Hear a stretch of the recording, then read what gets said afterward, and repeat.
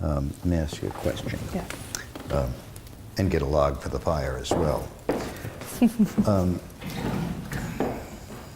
I'm not poking into your business. No, fine. Or anything like that, but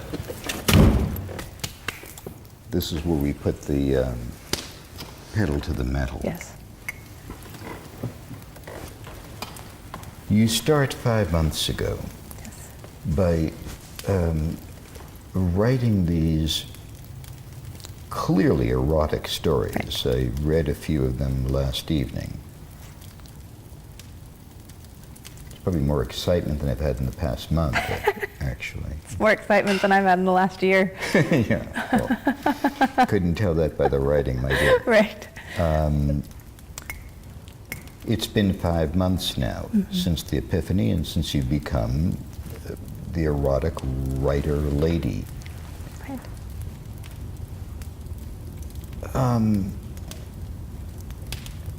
The people who buy your books on Amazon or buy the essays and have them downloaded to their Kindle devices or whatever device, is it only on Kindle or is it? No, I publish on Amazon for Kindle, but Kindle has free reading apps for all kinds of devices, phones, computers, the Kindle. Then I also publish on Barnes & Noble, their Nook, and I publish on a site called Smashwords, which offers it in a PDF or HTML or JavaScript. Tim will put all of this Yes. stuff on a screen so people will be able to see it and click on it. You can use Kindle Direct Publishing to publish your book to Kindle with just a few minutes of effort. In this video, you'll see the whole process in real time, from start to finish. Once published, readers will be able to purchase and read your book on Kindle devices and Kindle applications for iPad, iPhone, PC, Mac, BlackBerry, Android devices, and Windows 7 phones. By publishing once using KDP, your book will be available to millions of customers on a very broad array of devices.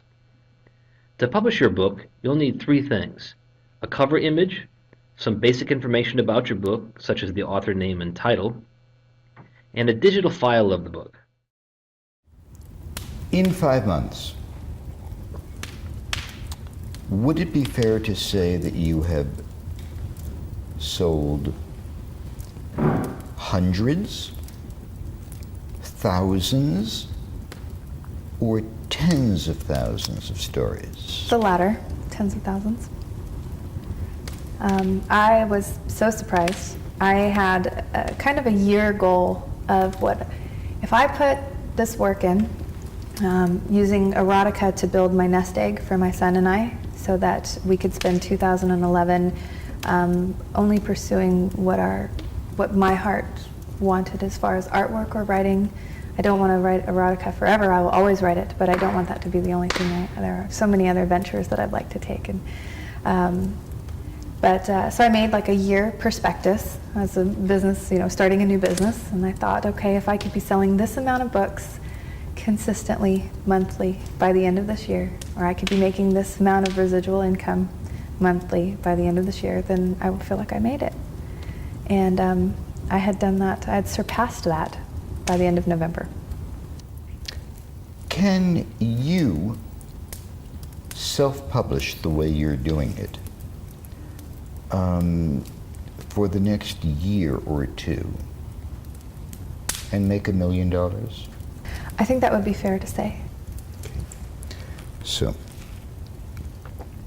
this is the most crucial part of our conversation this evening, because I promise you, and you probably already know it, there are women, thousands, tens of thousands, hundreds of thousands right now in America, the middle of February 2011, who hit rock bottom the way you very descriptively described your situation.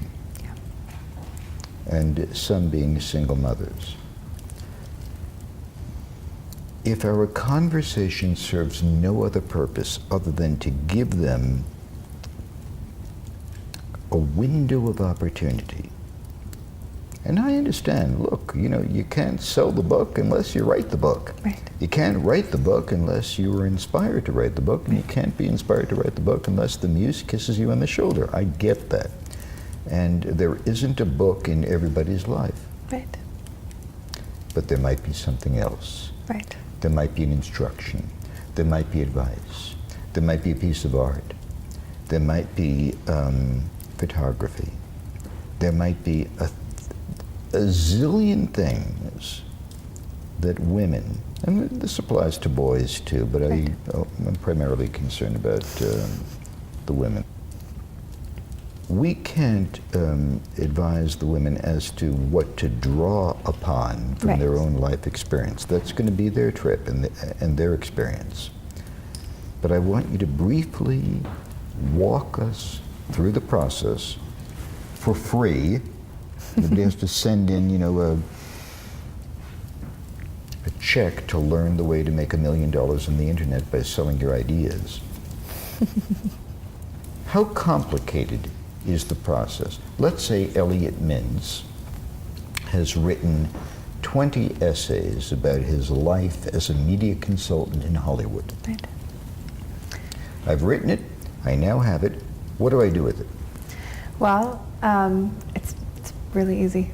There is a template that Amazon walks you straight through, explains to you how to drop your Word document into the template, all of their margins and their rules, and then you fill out step by step and push publish.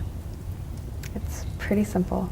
And in fact, I don't have an ego about what I do at all, and I never have. I've always been willing to give advice to other artists, people wanting to make money in the business, and I feel the same about writing. There's enough room on Amazon for anyone who wants to write. There's enough room in this world for anyone to seek out their dreams and do what they've always wanted to do. And who would I be if I learned how to do that, or if a mentor showed me how to do that and I didn't pay it forward? I have since encouraged everyone in my life to figure out what their story is and write it, and I will help them publish it, because I would love to see my mother, per se, make extra residual income. I would love to see my sister make extra residual income. Who couldn't use that? And I've since taken on an author who is a parent.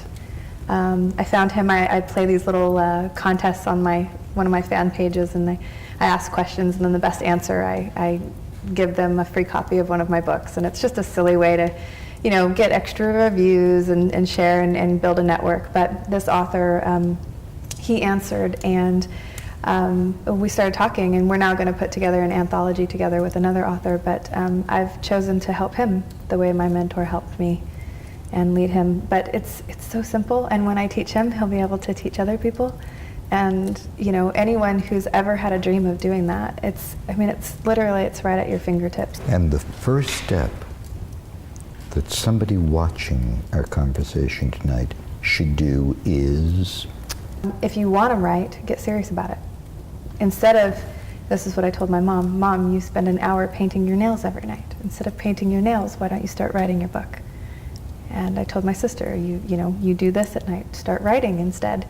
You write 1 hour a day, and within a month you've got something that you can put together very easily.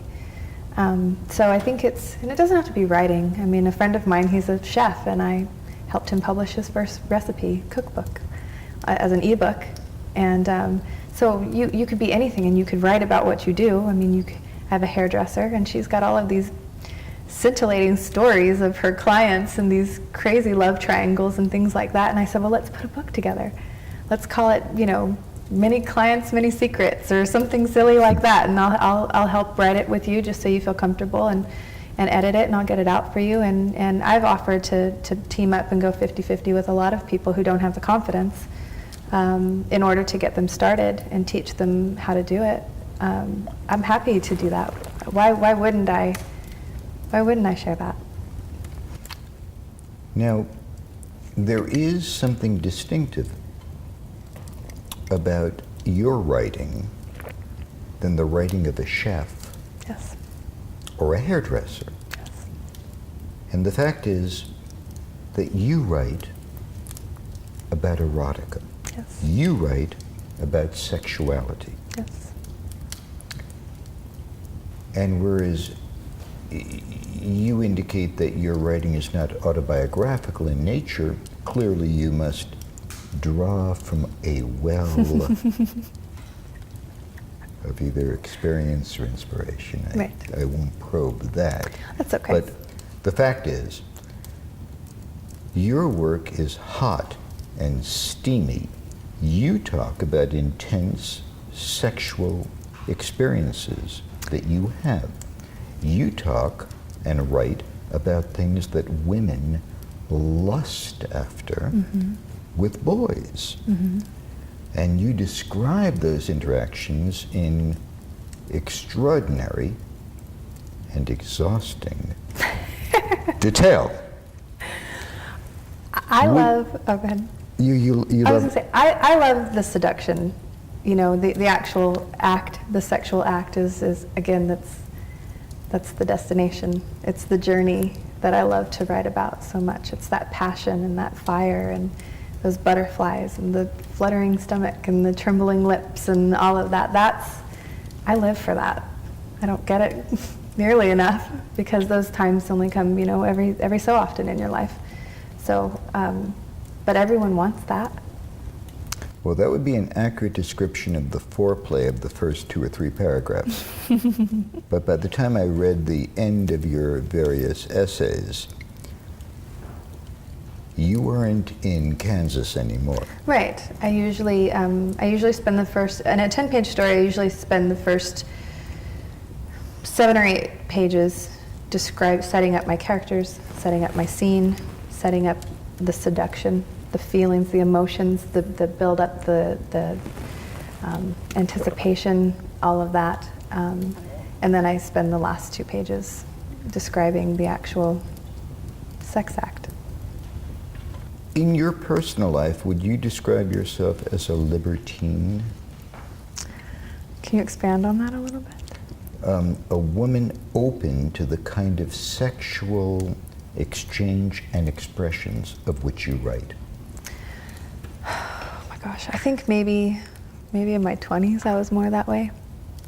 In my 30s and you know, just being solely responsible for my son, I'm much more careful with my body and who I share my time or my intimacy of any kind with.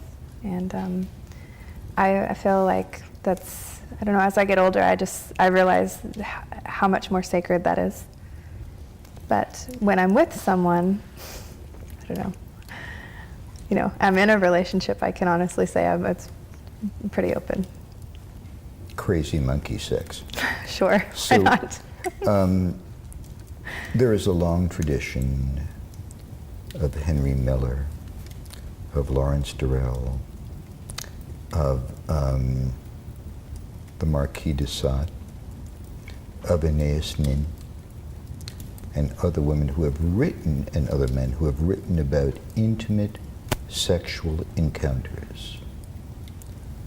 What do you think it is about yours that has captured the attention of tens of thousands of people who buy your books?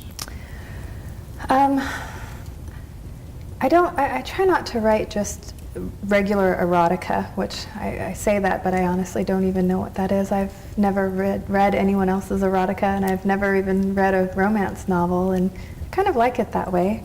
I just approach it from my own point of view and what I feel that would, you know, what would be a very exciting experience for me, or something that I may have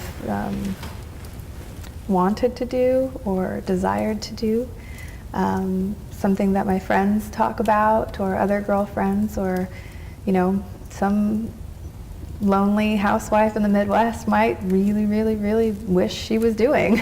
And so I try to write very poetically. I use a lot of analogies, and I try to seduce with the romance, that not romance as in love, but romance as in the poetic nature of seduction, of the emotions and the things that are going through your mind and the way your body is reacting to those emotions all throughout. And I write everything first person, and I think that allows my readers to really dive into the character, because if you're reading about, I don't know, Dave and Lacey, it's so third person. But if you're reading it as though it were happening to you, your body starts to react as if that was really happening to you, and you can place yourself in that moment. And I love the romance of that. Could it be said that if your work is not autobiographical in nature, it demonstrates or reveals certain secret sensual fantasies that you might entertain?